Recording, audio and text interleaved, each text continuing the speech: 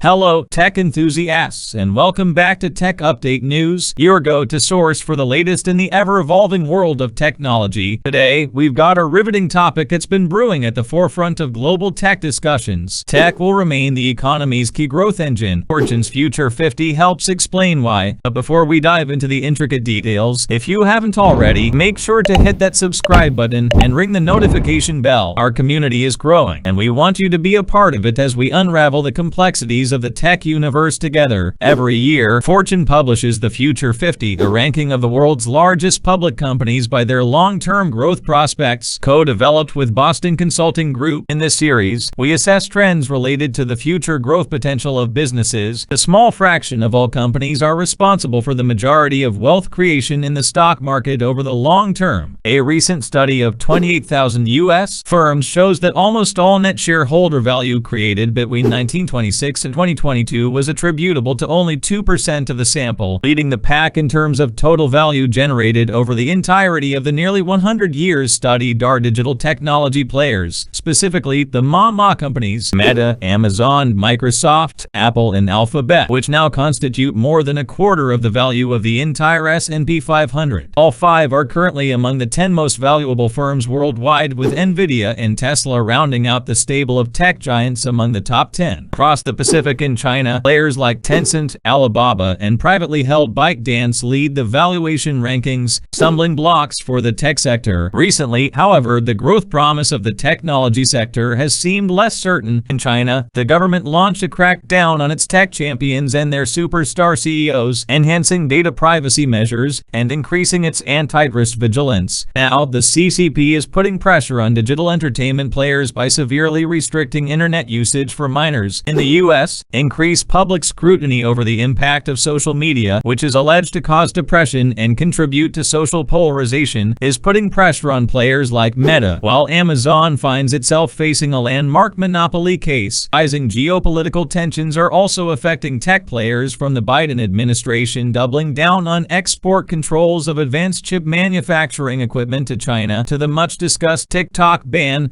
or the recent calls to halt a partnership between Ford Motor Co. and Chinese battery manufacturer CATL. Finally, there are the layoffs, now totaling over 400,000 workers through 2022 and 2023, or roughly 4% to 5% of the total U.S. tech sector workforce. While these are partially correcting for pandemic-era overhiring, they also reflect a shift in investor focus from long-term promises to short-term payoffs in reaction to increased interest rates that make riskier long-term investments less attractive. Higher rates have also contributed to the current venture capital winter, in which deal counts and values have fallen to 2020 levels, and startup exits as well as capital raised are at long-time lows. Given these significant headwinds, it is no wonder that Fortune's ranking of the 100 fastest-growing companies is no longer dominated by the tech industry. The top 10 are now firmly rooted in the physical realm, selling building materials or wires, refining steel, manufacturing cars, or drilling for oil. Only 17% of the included players are from the tech industry, roughly the same representation as, say, the energy sector, while the mama companies are nowhere to be found. Tech evidence from the Future 50. A look at the data suggests that technology will remain a key growth engine. The Future 50, an annual ranking co-developed by Fortune and BCG, which assesses the long-term growth prospects of the world's largest public companies, continues to be dominated by firms from the IT and communication sectors. Those sectors have consistently captured around half of the top 50 spots since the ranking's inception in 2017. So far, the promise of growth potential of the Future 50 has consistently borne out, with all annual cohorts outperforming the S&P 500 as well as the S&P 500 growth indexes on revenue growth. How can we reconcile the headwinds the tech sector is currently experiencing with its high future potential? There is a difference of timescales. In the short term, economic and geopolitical turbulence has created significant stumbling blocks, but in the long term, the invention and proliferation of new technologies will continue continue to drive improved standards of living as it has throughout human history, and it will unlock growth and profits for the companies that provide these technological solutions. Moreover, it is worth differentiating between technologies which are not equal in terms of the growth potential they create, as a closer look at the 2023 Future 50 reveals. However, merely embracing the most hyped technologies will not be sufficient for companies to achieve sustainable growth. So how can companies turn technology into competitive advantage, and how can investors separate the wheat from the chaff? Turning technology into an advantage, it is prudent to recall the AI boom of the 1980s, which was centered on expert systems that were meant to emulate human problem-solving in highly specialized domains, following rules defined by experts, for example, identifying compounds based on spectrometer readings. In business, the most famous such system is XCON, deployed at computer manufacturer Digital Equipment Corporation to automatically select components based on customer requirements. It reportedly saved the firm around $25 million